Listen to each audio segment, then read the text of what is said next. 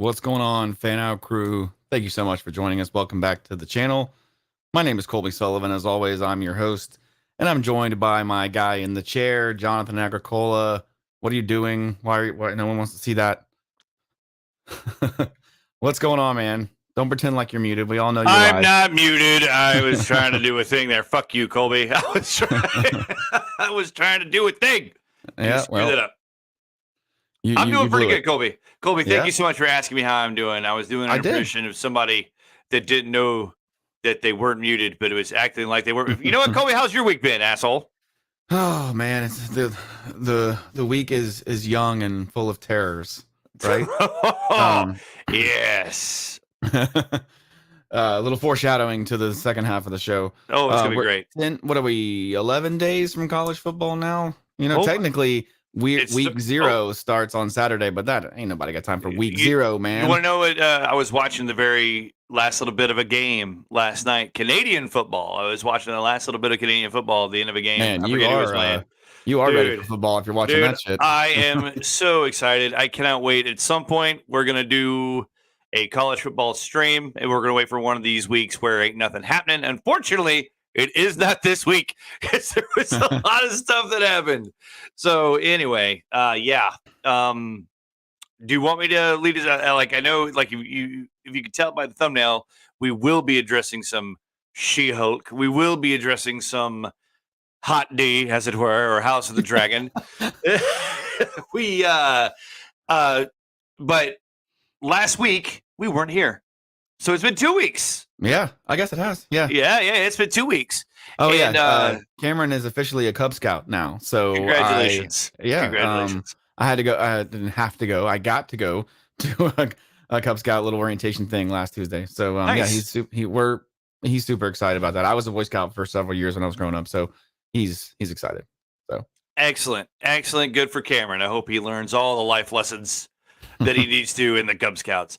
But so a little, our last stream again was 2 weeks ago, and Colby had the opportunity to watch, I think it was 3 or 5 episodes of Sandman. At that point, I had not watched a single episode.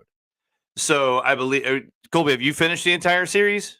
I watched all of it. I have not gotten a chance to watch the little bonus episode that came out. I didn't even know it was a thing until I saw it kind of pop up.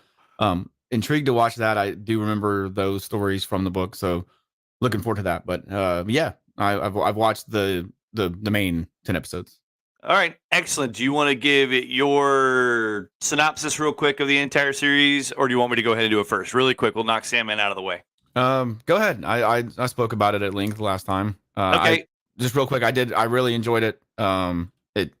It's very faithful to the story. That's all. Okay. All right, that's pretty cool. The only thing I'm going to say about Sandman, now, I expected the entire series to be what the initial 4 or 5 episodes story arc was going to be him collecting his quest, right? And then at some point, like it's a Netflix series. The entire thing is out, so you haven't seen it so far. You're not going to see it before I spoil this thing.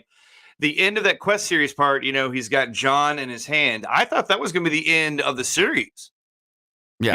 He's like he's got John in there. I thought that was going to be the end of the series, and he closes his hand, yada, yada, yada. And then I was just like, holy shit, there's still like 5 more episodes. Yeah. So I was a little disjointed, but that was it, because there is a different feel to it. I believe like those first 4 or 5 episodes about the story, about the quest that he goes on, it feels connected.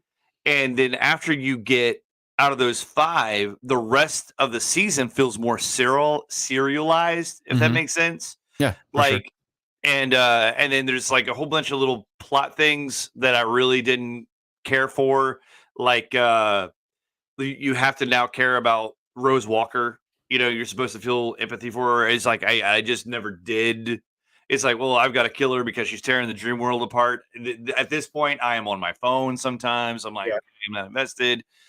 And then my one big glaring thing, and maybe you can answer this, Colby, is like they are so like taken back when Rose Walker winds up in the throne of the Dream King, but nobody bats an eye when Unity shows up in the library. You see what I'm saying? And I was just like, okay, no one is scoffing, but Unity is in the library looking for the book of her own life. and then they instantly notified Rose Walker and the Dream King Morpheus standing there face to face. Anyway, that was it. That was like a mild plot thing. I'm like, Yeah, I what noticed the is same. going on here? I noticed the same thing. I thought it was a little Deus Ex Machina how she just shows up in the dream world. She's like, "I'm looking for the book of my life." Oh, I was supposed to be the original Yeah. Vortex. That's convenient. Yeah, Yeah. sure. And there's nothing like I can't think of anything that was hinted at it. I mean, if you go back, you look at the rest of the show or the series, you see, she is technically, I mean, she's asleep, she's affected by the sleep sickness, but they wheel it into where she was supposed to be anyway. So the The complete only last half, subtle hint that you get to that is about the fact that she talks about how the person that had the child with her had golden eyes, and you yeah, find out that that was desire. Desire. So that's the only hint that you're given that Unity's got some important part to play. Yeah, So and that was another thing I was looking for. I thought I would get more of the endless Morpheus' siblings. I thought I was going to get more of those. It was I an think we amazing, like, will. I think we yeah, will. I agree. Later on. Yeah. Like the episode with Death, I thought was like I almost teared up a few times during that. Yeah. The baby it's just, man. Yeah. it wasn't even the baby. It cradle. was the fact that she enlightens Dream on what their Mhm. purpose is, which I thought was huge. Imagine being immortal. You have infinite knowledge, infinite. You're immortal. You at a point that would get kind of depressing. I completely understand. Yeah. It's It'd just be like, like, dude, what are we really doing here? what are we Yeah. what are we doing here? But but Death makes you realize in that one episode that without them we're nothing. Yeah. So it's just like look at them through different eyes. So anyway, at the end of the day, I enjoyed the show, especially the first half. The quest was amazing. I just started asking like, okay, what's going on? What's this mean? What is this? Yada yada. I What don't did you care. But think about the battle between Lucifer and Morpheus, that was where hot. they were? So, did you understand what they were doing? Yeah, I guess they were Yeah, saying. yeah, it's kind of subtle. Like in the book, they go into a little bit more. They every time they have to say that they are something, right? Yeah, And then the next person has to kind of like one up that and do something that is like yeah, scarier or more powerful or whatever. yeah. And it's very subtle. I mean, you eventually get there with the whole universe thing, and then anti-life, and then hope. But I really dug that scene. Yeah. It's just a cool, like, that whole the physical realization of hell. I thought was cool the way they did it. Oh yeah, Like, it was creepy as hell. Ah, it was creepy as hell. Hey, it was yeah, pretty good. I enjoyed I like I said, I enjoyed it at the end of the day, enjoyed everything. From the serial killer meeting, everything. I oh thought yeah, there's yeah, a lot of good stuff. the serial convention. The serial Yeah, convention. Anyway, there's a yeah, lot of good stuff. We could probably talk for a little bit more in length about Sandman. At the end yeah. of the day, But it's enjoyed a it. good show. Encourage other, yeah, good show. Encourage everybody to go check it out. Yeah, in typical Netflix fashion, it'll probably be canceled before its time.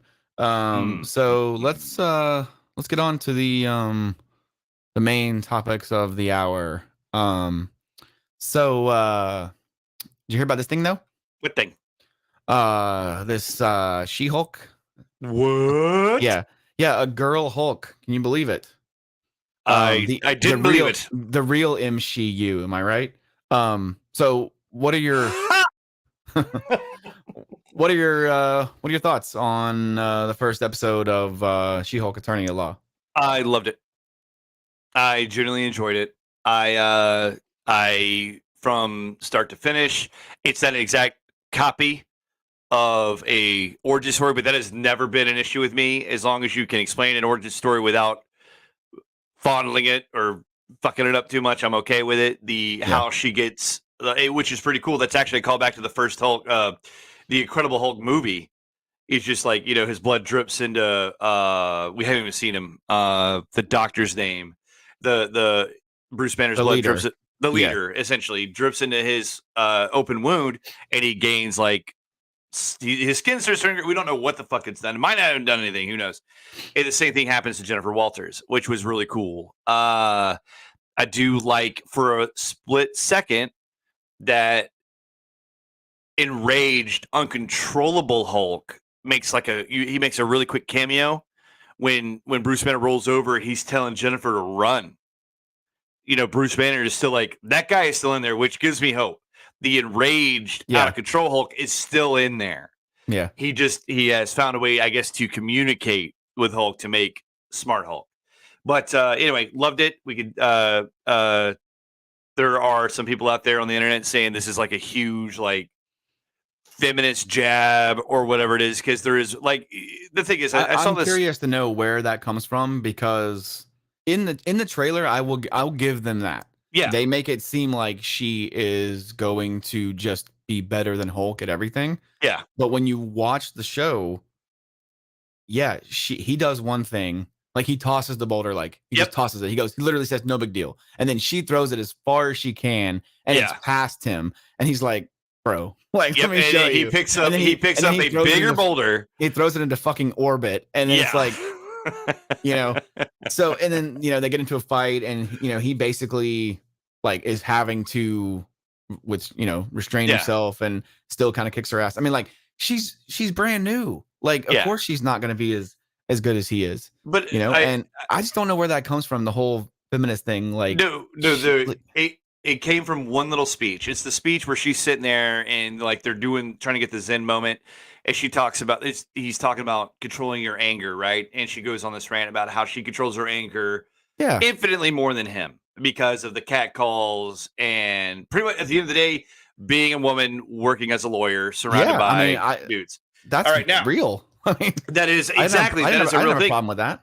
And so the other thing is just dude, that once do I believe in that moment that she is speaking about all women.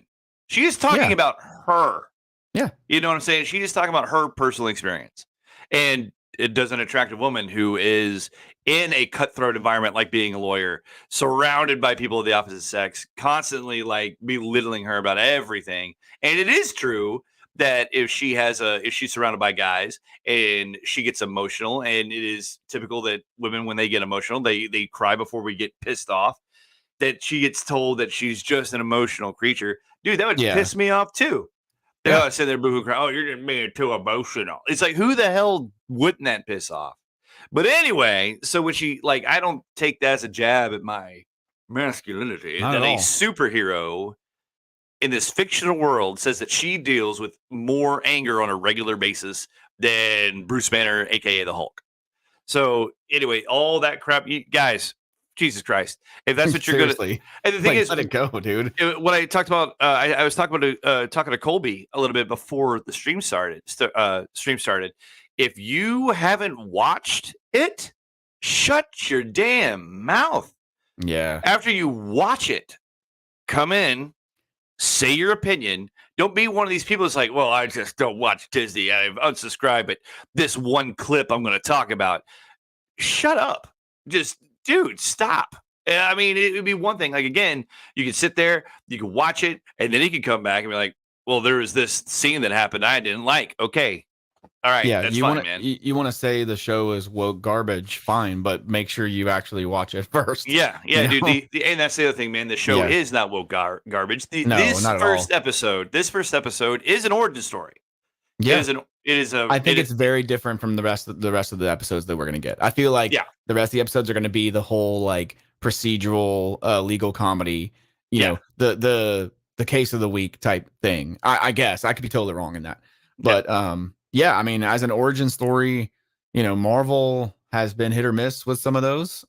This was a hit for me. I laughed. I don't think it's been a long time since I have laughed at a Marvel, an MCU property as hard as I did in the after credit scene. I mean, dude, I had trouble breathing for about 10 seconds. So yeah. Thank you for that heads up, because I may have turned it off. Thank you for telling me that there was a mid-carrot scene. You haven't seen it? No, I saw it. No, you gave me the heads up. Oh, you mean after I watched it? I was like, hey, okay, got you. And so I made sure I watched through that point. I mean, it's you're comedy and the quality of a show or movie should not live and die by the after credit scene, and it doesn't in this case. No. This is just the cherry on top for something that I think is going to be truly special comedically. The show. I did want to see a little more of the fourth wall breaking. Obviously, we'll get tons of that. Yeah. I loved when she breaks it for the first time as She-Hulk. Yeah. Bruce looks back at her and she looks back at the camera like, whoa, what just happened there? You know, thought that was really cool. That was really cool. I liked, dude. I mean, I liked all the callbacks to Tony, and Bruce. They were friends. We know that they're friends in the MCU, but dude, hear Hulk talk about Tony in past tense. It kind of gets you. Yeah, he said, he helped me through it was good times during a dark time or something to that effect. Yeah. And this is it's crazy that the She-Hulk premiere is the one that we get the most character development we've ever gotten. Yep. From Bruce and Hulk. Yeah. It's like, holy crap. How did that happen? There's so many little things that you find out about Hulk in this. He's had this binder for 15 years documenting everything because of fucking course he did. He's a scientist. Yep. That makes sense. I mean, it's just like, oh yeah, he would do that. And he and his lab is Hulk size. She's standing next to the counters and she's like this tall, and it's like, oh, that actually makes sense. There's so many little things with Hulk in this one about how like She-Hulk handles the radiation differently than he does, right? He was able to take her version of the gamma radiation and apply it to his arm and he's healed. And I was like, holy fuck, that's like, this is awesome. Dude, they're like, dude, no one's even talking about like, dude, have you heard anybody talk about the fact that a Sakaran cruiser is what knocked him off the fucking street? I look at it and I'm like, holy crap, that's the Commodore, or at least like that, similar style. And he just brushes it off. He's like, oh yeah, they're probably trying to get in touch with me. He's like, I should probably deal with that. I'm just like, whoa, what, are we gonna hear like what's that about? So dude, that was. I am excited to see where this goes. But are we taking bets right now that it doesn't matter what happens in the next 5-6 episodes? The final episode is going to be a big CGI slugfest between She-Hulk and somebody. For boss battle, suckers. Oh my god! But who knows? Yeah, man? I mean, sure. I mean, that's Marvel. Yeah, it's Marvel, and it's if you had to pick anyone, I mean, maybe Emil Blonsky, the Abomination, they'll go fisticuffs against, But hey, I'm down. Or it'd be really cool if somehow Titania gets put in prison or something and she breaks out, and then like Hulk and Abomination at the same time as She-Hulk and Titania, a real, Mustafar and Palpatine and Yoda juxtaposition going on at the same time could be cool. We'll see. I don't know if we're gonna see Hulk again. I would like imagine we are. I don't think he's only gonna be in this one episode. I think they'll I think they'll probably set up whatever film the Hulk's gonna pop up at. Maybe that's gonna be the big reveal. If they can get past the Universal, grant of rights thing. When is D23, Cole? Do you know off the top of your head? I don't know the exact dates. I know it's coming up. It's like soon. Because if they announce like some kind of Hulk project, that would be cool. Yeah. Like I said, they just dropped a Sakaran battle cruiser, or a Sakaran cruiser, or whatever the hell it was called. And it's something that he's gonna have to deal with. All I can think of is it's my birthday. Oh my god! So now, is there anything you want to see happen in She-Hulk? There's one thing I definitely want to see, but I'll let you. I'm just asking the question first before I explain.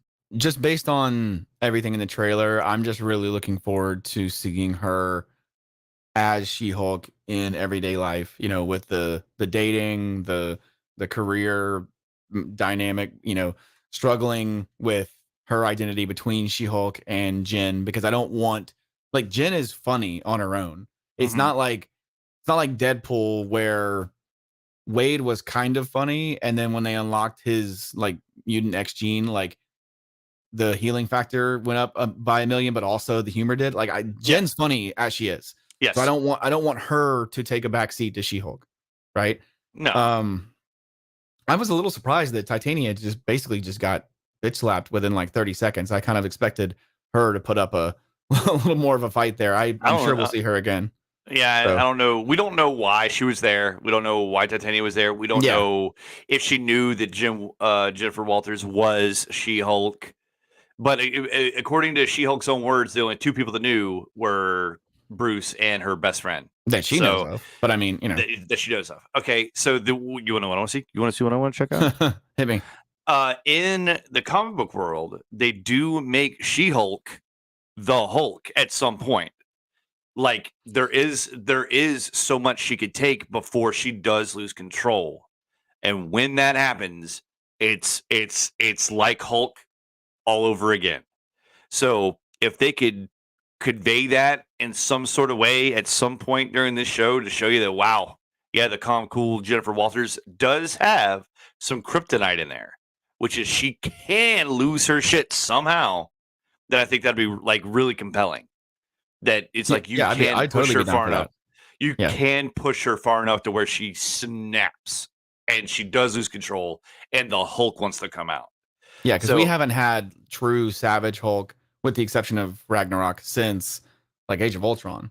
So you're right. Yeah. I mean, it's been a minute. So yeah, I would totally be down for that.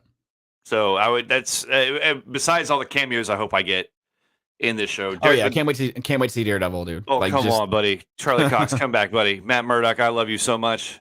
Get back on screen. They cannot put enough Marvel Knights into any property ever. Yeah. Yeah. You like the fact that we might hear a Frank Castle name dropped, because that would be, if you're in the legal world of superheroes, like I'm Frank sure Castle's you're a bad boy. Yeah, yeah. So man, it's gonna be great. It's like he's here, he's somewhere.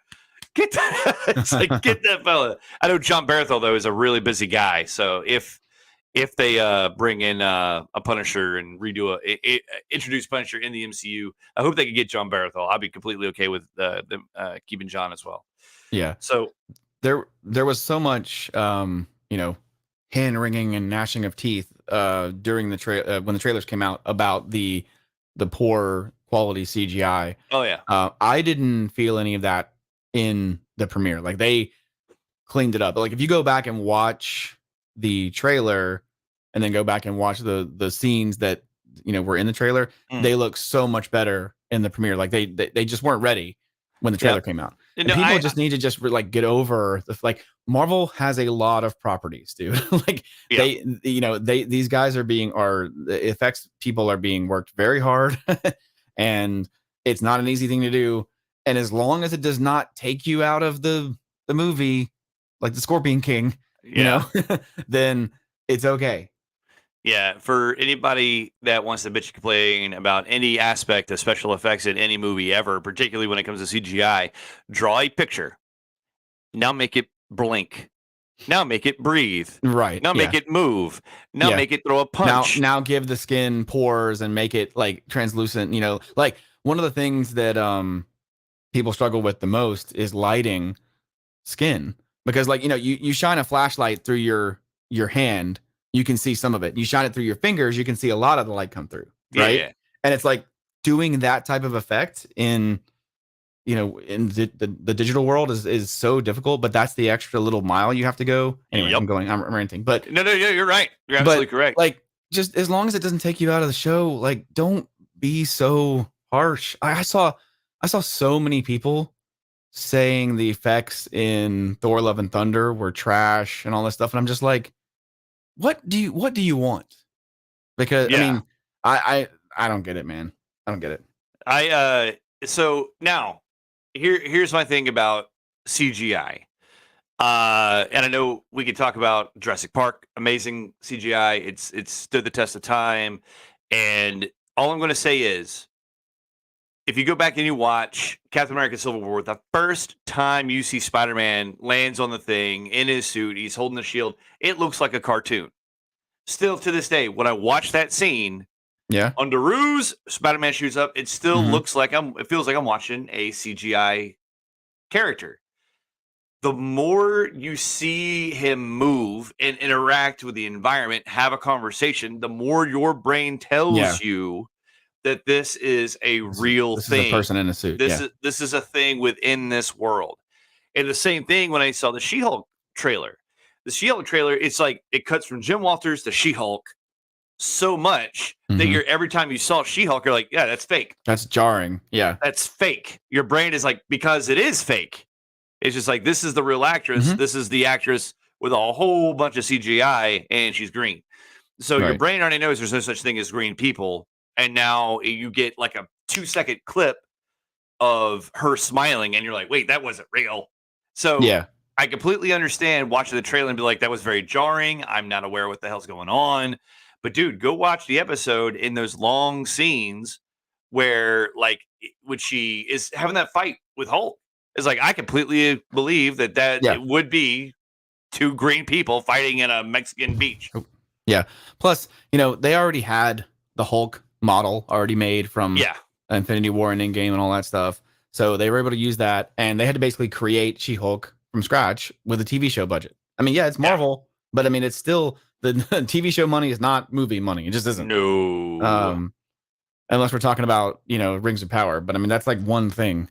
So yeah, my thoughts overall on She-Hulk. I mean, I really enjoyed the episode. I can't wait to see more of them. That's kind of how I judge a show. And you and I touched on this earlier before the stream started. If I watch a premiere of any show, and immediately want to watch the second episode, whether it's out or not, doesn't matter. If I want to immediately hit play on that second episode, that tells me that I'm already hooked, I'm bought in, and ready to go. And I don't tend to watch shows after the premiere if I don't like it, because generally I know if I'm gonna like it. Like, Breaking Bad is one of those shows that, the first season is a slow burn, but you're hooked from the beginning because you know what's coming. Game of Thrones, very, very similar. I honestly had the same feeling with Sandman. I was like, wow, this is gonna be good. That first episode was awesome. Yeah, I watched the first episode of Sandman, and I watched it without Diane because I know I have a feel about stuff that she does and doesn't like. If it's too comic booky, she'll tune it out. Yeah, but there was a good story, especially in that you could tell there's an awesome story to be told in that first episode of Sandman. Anyway, so I'll let you finish your thought if you had anything else. No, I was just saying, I really liked the show. I can't wait to see episode 2. I think it's lame that they're doing it on Thursday now. Like, pick a day, Disney. I mean, like, pick a day. Like, Friday was the best one in my opinion. You get home from work, get ready for a nice long weekend. You watch your Disney Plus slate on Friday, and then they changed it to Wednesday, and now it's Thursday. Whatever. I'm looking forward to it. Want to see the rest of the episodes. I'm super looking forward to seeing Daredevil. I hope we get a cameo or two that we don't know about.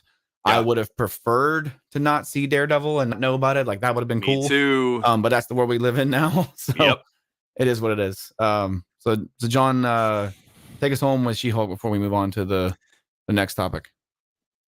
Take me home. Nope. She-Hulk roads. All right. So not a real phrase. At the end of the day, I was talking to Colby again off stream before we started. There's a difference between wanting more and not getting enough. And I thought we got enough for a 40-minute episode, if it was even that long. Not even, it seemed like, really short. Yeah, it was a quick episode. So I got enough in that 35 minutes, and I want more. So yes, I'm with Colby. If this thing had launched 2 or 3 episodes on day one, I would have watched all 3 already. Most likely, we would have watched the second one, and then the second one, I'd be like, "Hey, Colby, I don't know, man." But who knows? Yeah. Does the first episode make me want to watch the second episode? Absolutely. I will be back there Thursday watching this before Diane gets home, and then I'll watch it when she gets home as well. And then no comment on that from my side. I totally understand. I understand, buddy. But anyway, if you guys haven't watched She-Hulk, go see it. If you have watched it, tell us what y'all think about it, man. We'd really appreciate it. Definitely. All right. So, you ready for some hot D? I'm always ready for hot D. So Hot D is House of the Dragon, HOTD. George R. R. Martin has started calling it Hot D, and from the creator himself, that's good enough for me. I'm gonna call it Hot D. But before we get into that, are you ready for some ice cream? Are you ready for answers without context? Got Hot D edition. Got Hot D edition. Game of Thrones / House of the Dragon edition. Let's do it. 10 questions. You ready? Yep. Number 1. Have you read the books? Nope. I figured not. I was elected to read. You can't read. Number 2. Who is your favorite character? Now remember there's only been one episode of Hot D, but these apply to both shows. Okay. Favorite character from Hot D right now is Daemon Targaryen. No. I mean, both shows can apply. That's what I'm saying. Like, I will. Yeah. I want to say Daemon Targaryen right now. Okay. And in the original Tyrion Lannister, man, it's hard. It's hard, especially the first 5-6 seasons. Yeah, Tyrion Lannister. All right. Number 3. What is your favorite house? My favorite house overall is Stark. They Tony? are yes, Tony Stark, yes. Okay. No context. No context. Number 4. Name 5 houses of Westeros other than your favorite. Oh my god. Tyrell, Lannister, Targaryen, Baratheon, and Greyjoy. Boom. Didn't even hesitate. Greyjoy's a good one. I didn't even think about that one. All right. Number 5. Which character do you hate the most? Oh God. It's either Ramsay or King Joffrey.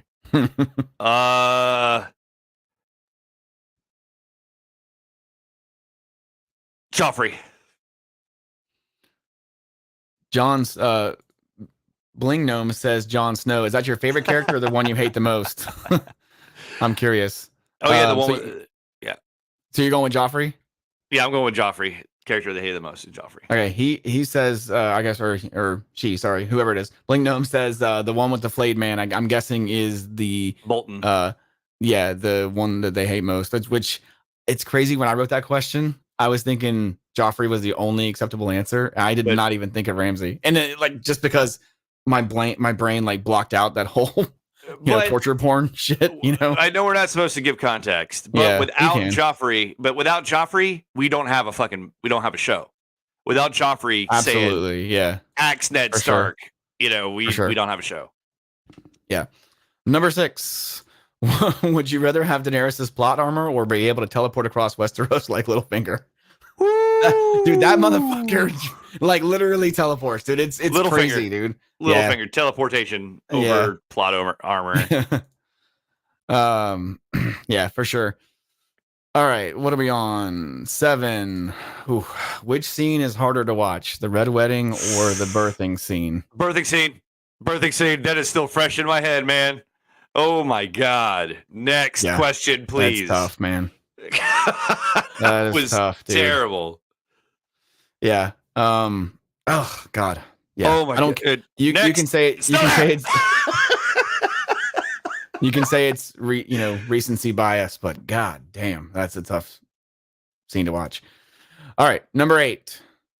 Game of Thrones dragons or House of the Dragon dragons? Dude. I know it's only been one episode. Dude. If Hot D Dragons or Sector and Cyrex, it's going to be Hot D Dragons. But as of right now, GOT Dragons are still my faves, man. Okay. Yeah. All right. Let's see. Number 9. Was Daenerys right or wrong?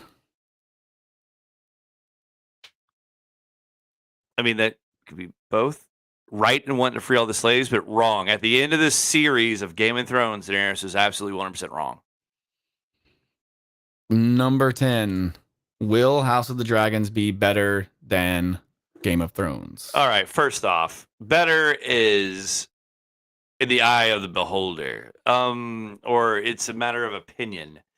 Will HOT? I can say right now that I would watch the first episode of Hot D before 90% of the last 2 seasons of anything from Game of Thrones. So there's that. Now, be better than, I don't know, man. For the first 6 years of Game of Thrones, people, they were lying to their bosses saying they could not work Sundays because of this fucking show. So it's tough. It's tough. But yeah, I will say, I will say, I'll cop out. Yes or no? Yes and no. Blingnum says she was crazy, so it doesn't count. Yeah, I mean, like that's the thing. Like, there's no right or wrong answer with that. What? So let's get into the show. Oh boy, here we go. Your overall thoughts, and then I've got some specific questions for you. Go. What do you mean? What do you want me to talk about? Your overall thoughts on the premiere episode. Oh, my overall thoughts of the premiere episode, you say. I tell you what, Game of Thrones is back, baby. It felt like Game of Thrones. I was super, from the first scene, we get that rider on a dragon flying through the sky. Subtle musical cues that are subtle similar, musical cues. Like you instantly get thrown into, like, first off, I love the heads up they give you 172 years before Daenerys Targaryen. Just in case you didn't read the whole thing. Just in case you guys are jumping into how they're gonna bring her back to life when she flew off with the dragon. It isn't that time. All right. Yeah, so my brother was like, "Are there any of the same people in it?" And I'm like, "Oh, honey." Oh no, not like this. Yeah. But you get the intrigue of, you get where it's going to be a Game of Thrones. There is going to be vying for this seat of power, not because somebody's an evil doing, but because of, spoiler alert if you haven't seen the episode yet, because of the political doings of a woman sitting on the crown, or sitting on the throne. So sitting on the crown. Ow. Yeah. Ow. Ew. No, it wasn't that. But of course, that's really heavy-handed to say that when the fucking throne is literally made of swords. Yeah. So, yeah. ow, either way, you know. So it was great. It was, like I said, I say this every week. Something like this comes up, even when the Rings of Power comes out. The world is better when they have fantasy genres in existence. Yep. And I felt when Game of Thrones ended, even though I wasn't a big fan of how it ended, I felt like there's nothing else like this around here, man.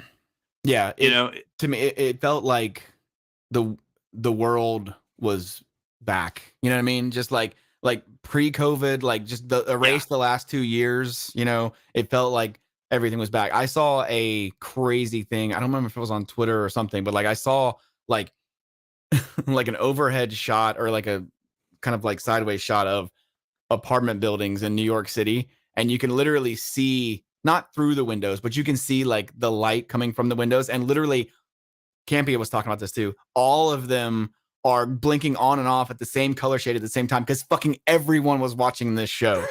It was insane. It was insane. And apparently HBO Max like crashed when people were watching this. You know, I didn't have any troubles, but I mean, a lot of people did. You're right, man. It's just, remember like it used to be an event, dude. Like the world would just shut down when this freaking show came out, you know? Yeah. And it's starting to feel like OG, you know, seasons 1 through 5, at least, maybe 1 through 6, just are back. Yeah. And I'm just so happy, because I loved Fire and Blood. Audiobook is great. I've talked about it before. I'm just happy that it's back, man. I cannot wait to see this story play out. The blacks versus the greens, man. It's crazy, dude, because they're fucking family, man. Dude, it's gonna be awesome. It's gonna be great, because there is no like if you are House Lannister standing in front of another house and they are the house in power, you mind your tongue just a little bit. But when it's family, you say whatever you're gonna say to them, man. You're gonna, and nothing hurts worse than something that's coming from blood, man. So it's absolutely. like, yeah. the king even says to Damon, like, why do you cut me so deeply, dude? Like, you're my brother, you know? And then Damon says, you haven't asked me to be your hand once. Like, fuck you.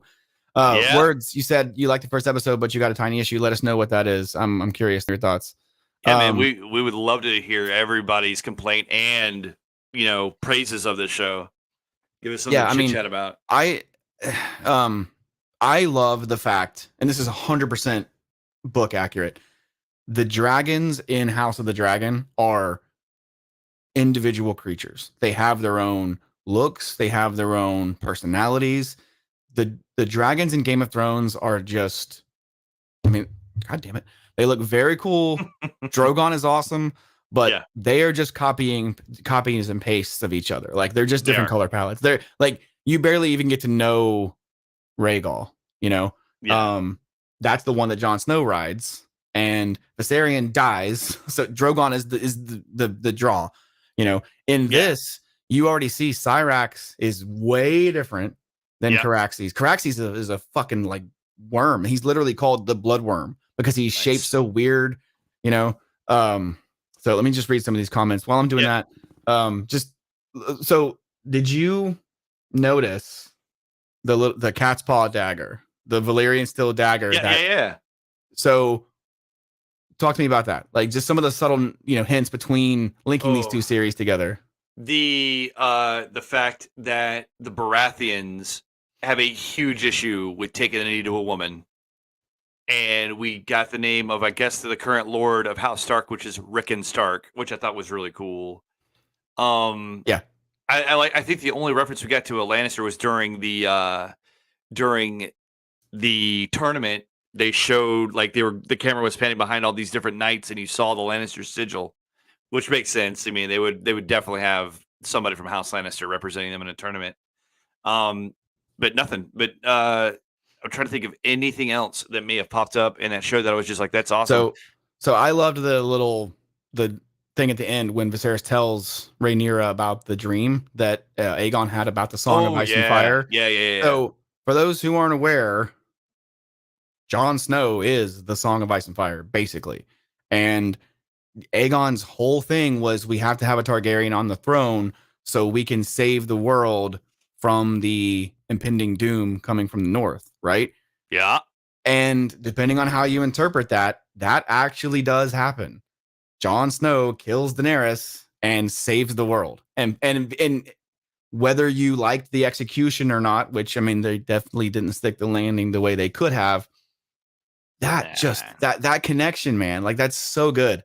So I'll go back and rewatch it. So Words says, I don't like how the king was like, I have a son, after a big C-section scene only for the baby to randomly die off scene out of nowhere. Yeah. So that whole thing, in my opinion, is to basically just show you that Viserys had to make an impossible choice. The Maester told him, look, we can save the baby, but basically your wife is going to die.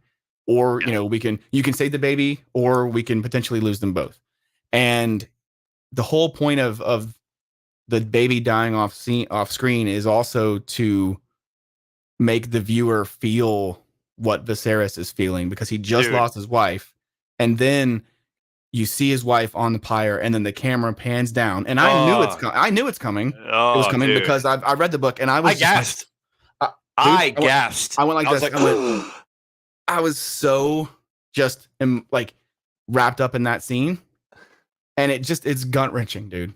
I mean, I get why people wouldn't like the fact that it dies off screen, but there was a little subtle hint. The Maester's holding it, and the baby's making some kind of weird noises, and then stops, and the Maester looks, and he goes, and he's like, fuck.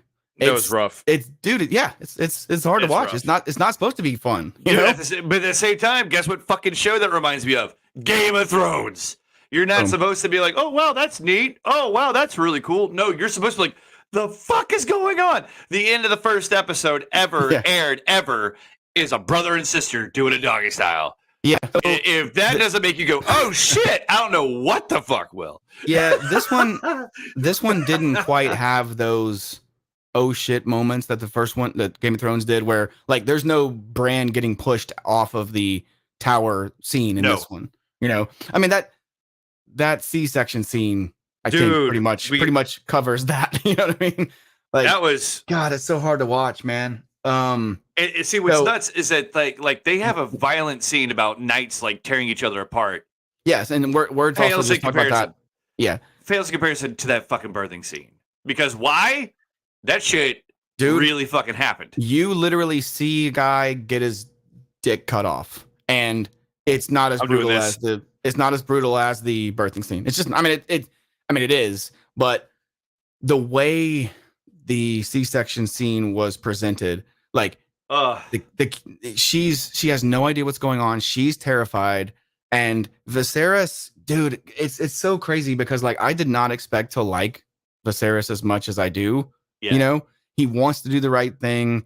He seems to be a a good guy. He's not a great king, but he doesn't want bad things to happen to his kingdom. And I saw a lot of people saying, well, he should have included her in the decision and all that. And it's like, you can't. It's like, number one, he's the king in that society. He gets what he wants anyway. But you could see he was really struggling. And dude, he was torn. And yeah, and I loved the fact that when the Maester tells him, congratulations, you have a son, like he actually was surprised. He's like, it's a boy. Like, so he wasn't as confident as he was presenting during the council meetings. Dude, yeah. Let's take some of these comments, Colb. Well, basically like, yeah, can't wait for episode 2. Yep. Absolutely. Game of Thrones is back, baby. Yeah, I mean, like this is the world is better when this show, meaning the Song of Ice and Fire or whatever, the whole Westeros thing is on.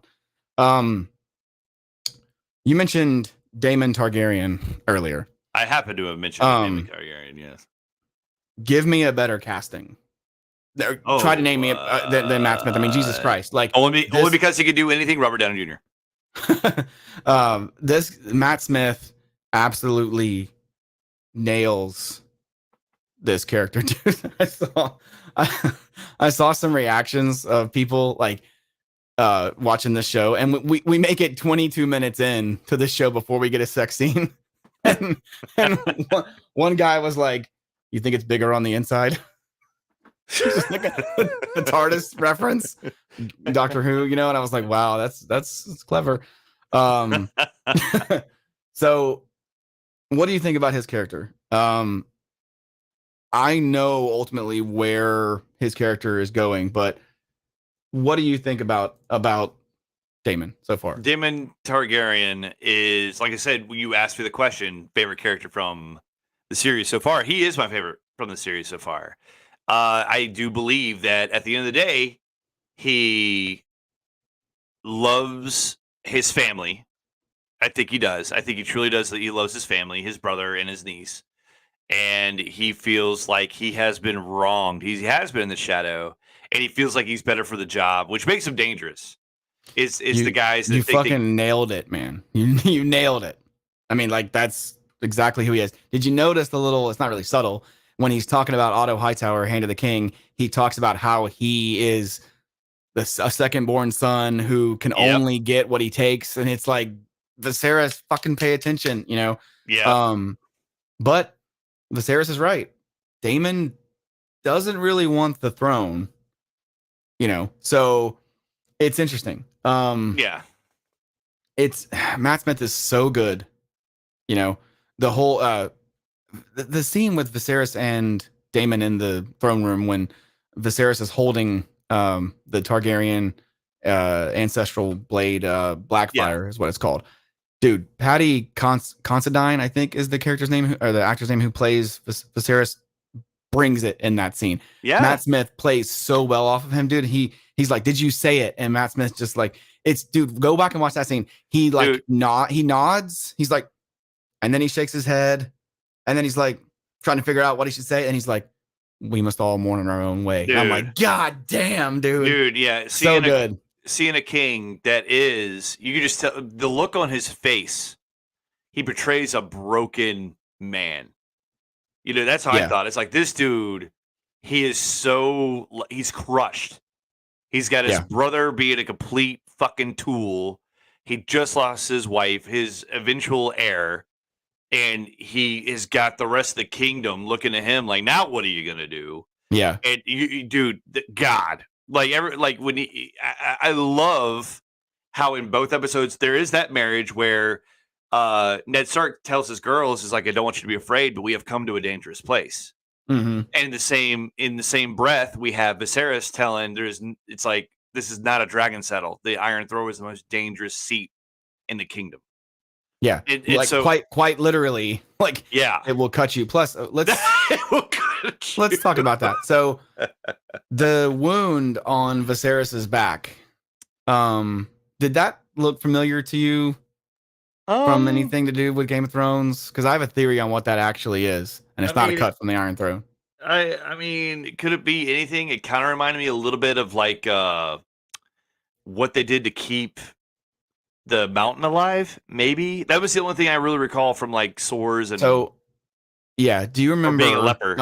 Ser Jorah Mormont gets the disease that Sam has to basically cut, like flay his skin off. It's called grayscale. Oh yeah, That disease just sort of spreads over your body. A lot of people, me included, think that that may be grayscale. Now, it is 100% not grayscale in the book. I'm fairly certain. But look, is it a spoiler for me to say that Viserys dies? I mean, no. I would right, if you right. if you were to ask me, hey John, I was shocked he made it through. Dude, if you were to ask me right now, hey John, like, and I have not read the books. I said that at the very beginning. Richard nailed it, dude. It's the rock people or whatever, dude. Dude, Colby, if you had, hey John, if there's any one character you don't think is going to live through this show, who's it going to be? I'd be like, King Viserys. Yeah, because he's the king on the. You can't have a Game of Thrones if only one guy's on the throne the whole goddamn time. So there you go. Yeah, and Grayscale, Words is right. Grayscale wiped out old Valyria, which is where the Targaryens come from. Now it's been, a couple hundred years since Aegon's conquest. So anyway, like I don't know that that's the route they're gonna go. Dude, this show is gonna be so good. I mean, the stuff that happens after, again, spoiler alert, after Viserys dies, the chain of events that occur after that is just like George R. R. Martin's a freaking genius, dude. I mean, we talked about it before. Like Game of Thrones was the best show on television when for 6 years D&D were able to follow George's source material, right? 6 years of amazing. Yeah. I can't go into work today. Yeah. Now, House of the Dragon is based on a book called Fire and Blood, which is already written. So the full source material for this series is already done. So do we have do we have like, is this thing only greenlit for a season, or how many seasons is this thing supposed to be? I've heard at least 3 seasons, potentially 5. That would be, I think 5 would be perfect because there is 100%. Like, dude, you think there's a lot of characters in Game of Thrones? Like just the fucking Targaryens alone in Fire and Blood. Jesus Christ. There's so many of them, dude. Nice. So like, what was I going to say? The damn it. I don't remember what it was. The chain of events that occurs after Viserys' death are amazing. There's basically 2 sides and neither side is wrong, dude. It's so compelling. That sounds like Captain America Civil War. Yeah. Except technically a lot of people side more with Tony on that one. Whatever.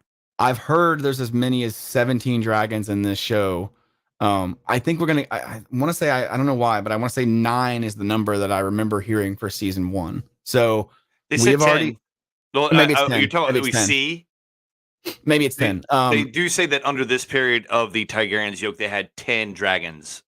Well, that was 9 years ago, so they grow fast. Now, we've already seen Syrax, who is Syrax, I believe, is the dragon that we're seeing on our background right now. Okay. It's hard to tell because you can't see the whole thing, but I'm pretty sure that's Cyrax. It's me. Cyrax is Rhaenyra's dragon. Cyrax is not fully grown, but is getting there. And remember, dragons grow forever as long as they are not like contained. And did you notice that in the beginning they sort of send the dragon to like this dragon building, right? Yeah. Go back and watch Game of Thrones. That dragon pit is not there anymore, not in its completed form. When they have that council at the end of season 7, when they bring the White Walker to King's Landing and try to get Cersei to help, that council takes place in the remains of the dragon pit. Okay. It's just ruins then. So really cool. So is there such a thing as too much dragons? I mean, no, absolutely not. Yeah. What do dragons eat anyway? Whatever they want. Yep. So we've seen Cyrax. Cyrax is cool. And is it a little on the nose, Mortal Kombat 3, that Cyrax is yellow? I'll allow it. Yes. Yes. That is exactly where it came from. And we also have seen Caraxes, the bloodworm, who belongs to Daemon. And I'm calling him Sector. I don't care. Caraxes is every bit like, if you want to talk about the most perfectly matched dragon rider with a dragon in history, like other than Aegon and Balerion the Black Dread, like Daemon and Caraxes are just a fucking match made in heaven, nice. Dude. I mean, like, they are so savage, man. Did you notice that like Caraxes is like very elongated and has like even like a second set of wings on his hind legs, because like he's so long that he needs. Yeah, he's so long he needs like an extra set of like stabilizers, basically. It looked like fish fins to me, but yeah, to your point, very similar. Did you watch the in the coming weeks little trailer? Yep. Okay. I do like how we're gonna get a time jump because I think the show is gonna need it. Yeah. So the dance of dragons is what this is all leading up to. Okay. I won't go into it. But it's not that kind of dance. Oh. You said you saw the little trailer thing? I did. You mean the weeks to come thing where the dragon at the very end, the really huge one. That's a big bitch. That is Vhagar. Vhagar is the largest living dragon currently. She is a bad bitch, dude. I believe it. So she is one of the original 3 dragons that came with Aegon. Okay, so you've heard about Aegon the Conqueror, right? Yes. Aegon the Conqueror was the first Targaryen. I mean, who hasn't? Hey. Yeah, right. Yeah. I mean, look, I was just at his house the other day. Aegon is the Targaryen. It goes for $12. Okay.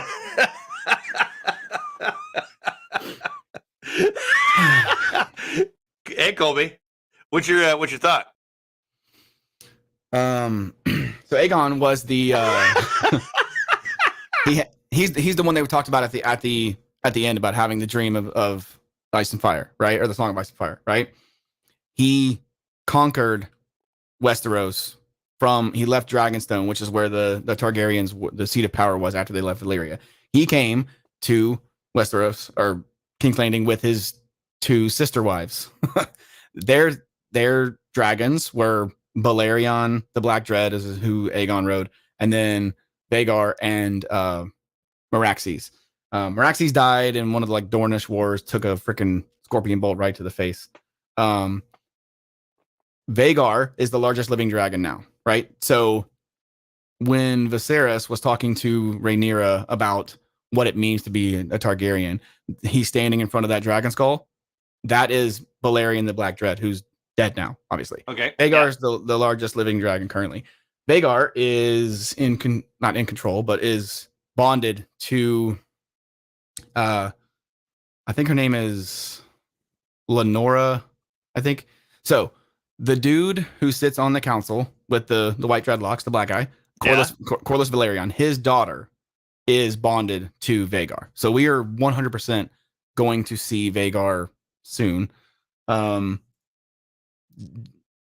is involved in probably the coolest action set piece in all of this series. I do not want to spoil it. Do not want to spoil it. You Why are we gonna... talking about it if you can't tell me about it? You're like telling me all this stuff that I'm like, I hope I get to see this. What did what did Balerion die from? Just old age. Balerion was like 300 something years old, and just like they don't live forever. But Vhagar's still around, and Vhagar does not fuck around. It's one of those. She's like kind of like she's not really out of practice. She's just so big and so she's been to so many battles that she doesn't get involved unless like it's time to like destroy some shit. You know what I mean? She's like, all right, kids, I'll show you how it's done, kind of a thing. So I'm super looking forward to seeing that. Dude, there's so many dragons. Like, wait until you see Sunfire, dude. Sunfire is okay. You remember how like Smog gets like molten gold on him and then like flies away? Dude, right? Stop.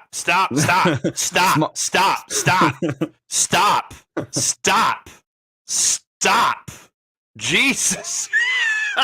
Colby, you're just like, oh, this is gonna be awesome, and this is gonna it's like let's not talk about what may or may not happen in this show that is an hour old. Well, like, given who Sunfire belongs to, there's no way we won't see her. That's all I'm saying. Or see him? I can't remember. Oh my god. Just wait, dude. Just wait. I'm trying to wait. You're not letting me wait. You're like, oh my god. Let's move away. Let's move away from the dragons. What do you think about that? What do you think about that tournament? The jousting scene. Everything was awesome. We can talk about everything within the context the dragon. Oh my god, we can talk about everything happened inside this episode, not like every freaking dragon that is going to show up on screen and what they've done. I said there was 17 of them. Yeah, but you were like, this is the time we're going to talk about I was going to stop at Sunfire. Like, don't worry. No, you were not. You were going to keep on going. And I'm like, who are these people? It's like, oh yeah, this person's going to ride this. And this person's like, stop, Colby. You get a glimpse of... No, we don't. Is her name? I think it's Lenore. No, Lenore is her brother. Anyway, the daughter. You get a glimpse of her at the tourney. The black chick with like the white curls. You know. Yes. You get a little glimpse of her. Yeah. That tiny little girl is in possession of the largest dragon in West. See again, we don't know that, Colby. Well, yeah, but I mean, we don't know that. Well, they may not do it that way. So we'll see. She was birthed by a Targaryen. Of course, she's gonna have a dragon. Anyway, what do you think about that tourney? Do you think it was weird that like they just gave up with the joust on a couple of them and were just beating the shit out of each other? Like I did. They literally have a face off with and then they allowed it. So I guess obviously this is not real Earth and real history, so I guess you can just say fuck the lances. Let's just go at it with sword and morning star and axe. You know. Yep, that's what they did a lot. Yeah. Dude, the dragons, man. That's why when you picked Game of Thrones dragons, I was like, you don't even fucking know what you were talking. You don't even know. But you're also 1 hour. I do know within the context of one episode. Dude, Drogon is so badass in Game of Thrones, dude. Oh my god. Yeah. He's so awesome. Anything that you didn't like or didn't care for? I heard a lot of people say the editing and the action scenes, and I'm just like, dude, get over it. What are you talking about? Quit. That's what I'm saying, dude. Quick cuts are a thing. People, get over it. You know. What are you guys talking about? Like editing in Game of Thrones, dude. It was great. It was well paced. It was like the small cancel scenes were awesome. Everything was great, man. Oh. Let's actually talk about the small council scenes. How awesome is Daemon? He's great. I mean, dude, literally like destroys the criminal element in King's Landing without the king's approval or even letting the king know, and then just sits there while the hand of the king and the king walk in, and he's like, "No, what were you saying? Go ahead, keep going. What were you saying about me?" I'm like, this dude. He's kind of untouchable. He's perfect. Yeah, he because he's kind of untouchable. Yes, it's the hand of the king that he's having a quarrel with. But what's the hand? Like the hand of the king ain't gonna do shit as long as the king is sitting right fucking there. Right. Did You know what I'm you? saying? So it's like, Yeah. Did you notice that the first night that Damon challenges in the lance or the joust is his son. Yep. his son, the Hand of the King's son, and then after he defeats him, he goes to the Hand of the King's daughter and asks for her favor. And I'm like, Yep. dude, this dude is This is on like, it. He knows how to rub it in, man. yeah, He's great. yeah. Anyway, so back to the dragons. So you mentioned Damon's your favorite character. I did. Any other characters that stood out that you think are going to be cool? I am there. The thing is, there isn't anyone that I'm like. Everyone's plotting. Everyone at all times is plotting in the Game of Thrones. I know that the house. I because the trailer for next week or the weeks to come thing. I have a sneaky suspicion about something that may happen with the now heir apparent and her best friend is going to happen with the king. I'm just saying, sounds like something may or may not be happening there. But So remember how she was wearing a green dress? I am aware. Yeah. But anyway, so there is what character am I beside? Like I'm invested in all of them. I'm curious to see where they all go. I just know that anybody who's sitting on that council, nobody's safe. Unless of course they side with Damon. And what is the princess's name? Rhaenyra. Rhaenyra. That's the only one. It's like you're gonna have to go one side or the other. It's gonna be Rhaenyra versus Damon. I just feel it. I feel that's how it's gonna be. Interesting. Oh God, I want to talk about so much stuff so bad. You can't talk about anything that may happen in the future, Cole. Now you can sit there. The problem is, I can speculate. I can sit here and say, well, Wolverine shows up with Deadpool in the Batmobile and fights off Daemon Targaryen. I can make that speculation. You're not allowed to speculate. Hold on. Whoa. Hold on. Batman doesn't show up till season 4. Okay. All right. Fine. Perfect. In that case, spoiler alert: Batman season 4. So anyway, I'm ready to see where the rest of the show takes me. I'm really excited to see it. Jeez, man, this is again, it feels, it's so good. The Game of Thrones is back, and I cannot express that enough. I am so happy that it's here. Did it feel too much like Game of Thrones, or does it feel like it's its own thing? No, it's its own thing. Because again, there isn't. It starts with the death. I guess is the same vein as Game of Thrones. We had the death of the Hand of the King at the very first episode of Game of Thrones, and this one we have a death of the king that leads to the decision between his eldest heir and I believe is it his nephew, or is so?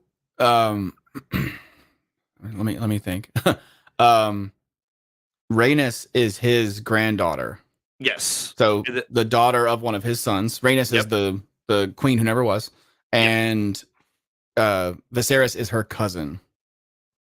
Okay. So yeah, it's that's the like in the order of line. She would be the next. She is his old. She's his oldest descendant.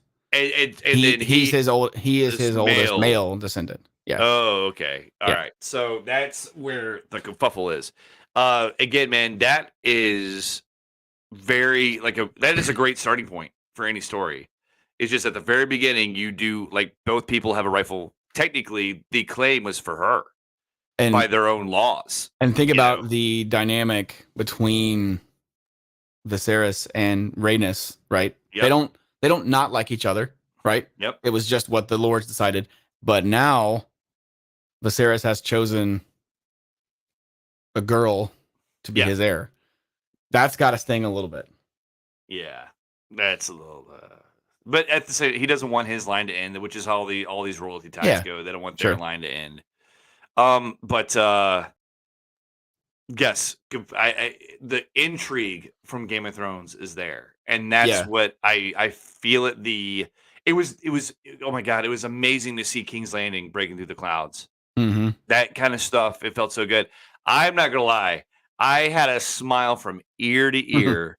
Like my eyes were getting teary when the Game of Thrones theme played over the end credits. I was just like, where have you been, baby? Like, I Yeah. was Well, just they like, they use the same composer. um, composer Ramin Djawadi, I think is his name. Yeah.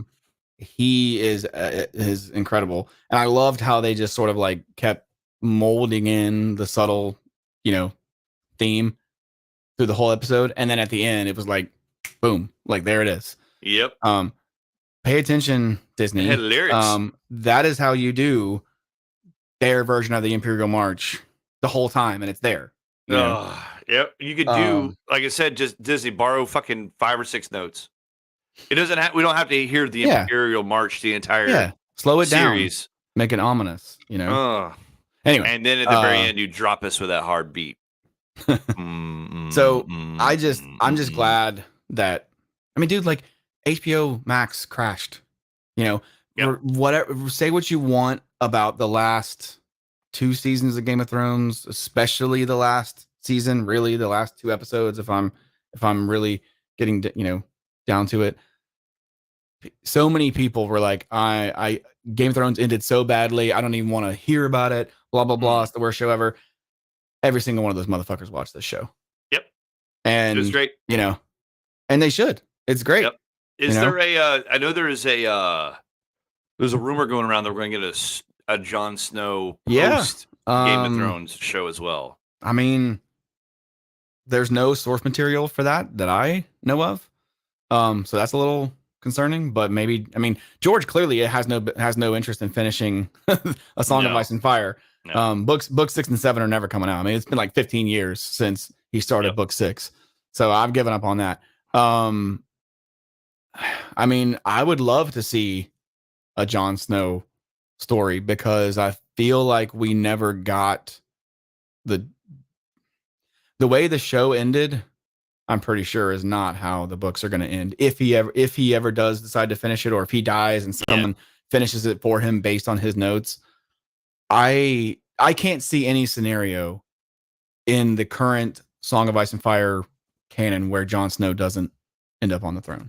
No. Personally, will I be devastated if it doesn't happen? No, but it's not even like the choices they made in the way it ended. It was just sort of the execution. Like, Arya has this list in her head about all these people she's gonna kill, and then she gets to King's Landing and she's like, "Yeah, all right, yeah. Oh, you don't want me to go? Okay, I'll see you." I was like, "Whoa!"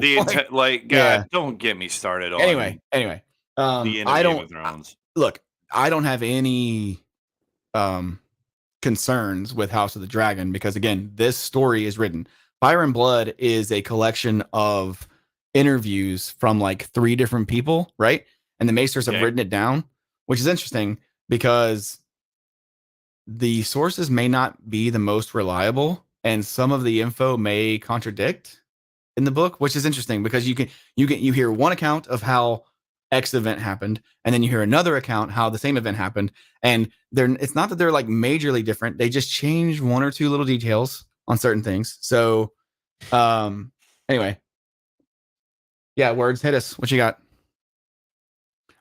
Anyway, I am looking forward to seeing how this happens because you have to imagine that this is going to be the true canon based on what we're seeing in the show is going to be what actually happened versus what we think happened. Because it's Fire and Blood is a historical journal, right, of the Targaryen dynasty. It's not written like Game of Thrones is. I know you haven't read the books, but Game of Thrones, sorry, Song of Ice and Fire, each chapter is from a different character's point of view. Okay. So like you'll have Tyrion, and then you'll have Jon Snow, and then you'll have Daenerys, right? This is like a history that they're reading to. It's like a history book, okay? The story that they're adapting for the show is like the last third of the book. So that's what we were just talking about. When is George going to finish his own story? I want to see what his Colby vision says is. Never. Yeah, honestly, like I don't think he can. He's had 15 years to write The Winds of Winter, right? Let's say it comes out tomorrow. He doesn't have another 15 years to write A Dream of Spring, which is book 7. Before Game of Thrones ended, I said I always told people like I don't think he's going to finish the last 2 books. I'm pretty sure that the show is essentially going to be what we're going to get. You know, like however the show ends is going to be his true vision. After having seen that, I don't believe that's the case anymore. So, I don't know. I don't know either. Yeah.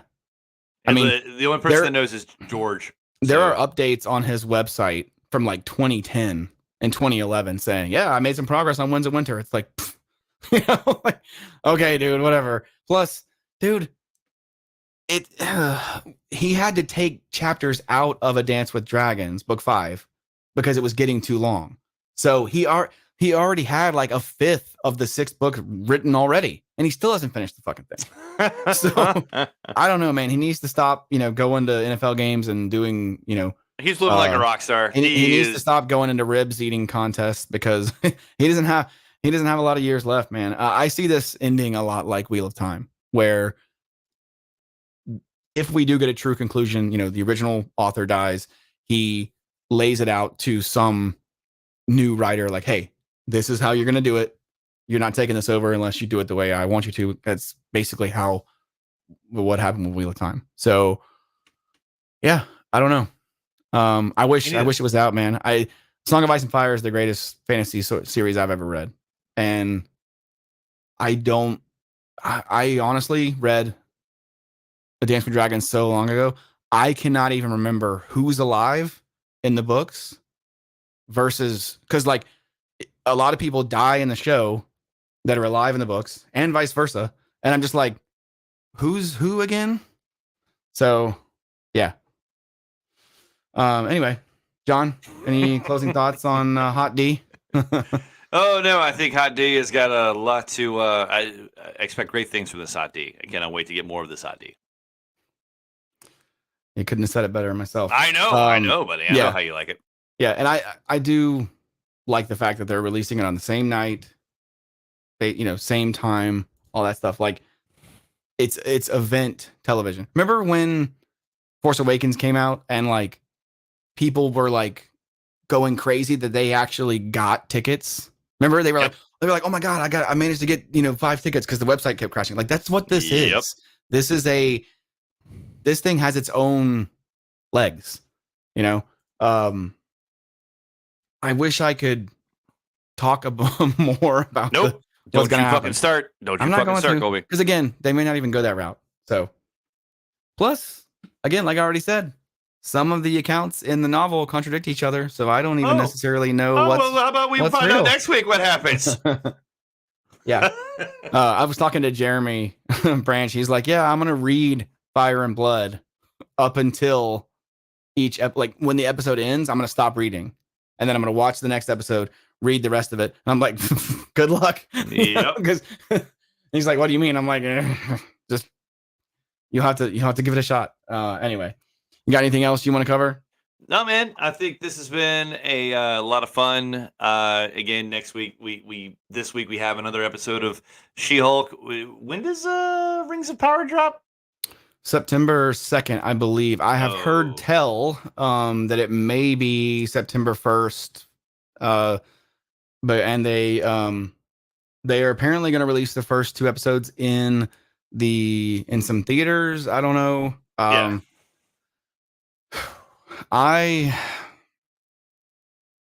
going to give it a chance. That's all I can really say. I mean, I want it to be good. If it's half as good as House of the Dragon, I'll be happy. Because I don't have super high hopes for it. Well, not hopes. I don't have super high expectations for the show. I want it to be good. We'll see. Anyway, thanks guys for commenting. We had some good participation in chat. Man, it was a lot of fun. Yeah, we'll be here next Tuesday to talk about probably the same 2 shows because that's kind of our life right now. How many episodes is She-Hulk? Do we know? No idea. I haven't checked. I'm just going to take them one at a time. Yeah, I know they mentioned that Daredevil is apparently going to be 18 episodes for its first season. That's a lot. I don't know when that's coming out though. But yeah, look, go check out some of our old videos. We did kind of a deep dive on the Wakanda Forever trailer few weeks ago. That was super fun. She-Hulk says 9 episodes. 9. Okay. Yeah, I don't know why. I'm glad. I mean, I was say I don't know why I had 6 in my mind because I guess all the other shows are 6. 6 is just not enough. 9 seems like it could be a good amount. It's a half-hour show though, so we'll see how it goes. Anyway, guys, thanks for hanging out with us. Leave us a comment, give us a thumbs up. We really do appreciate it. We're, just working on some other content and stuff like that. Really appreciate you guys hanging out with us. And as always, fan out. Thanks, guys. See you Take guys. it easy. See ya.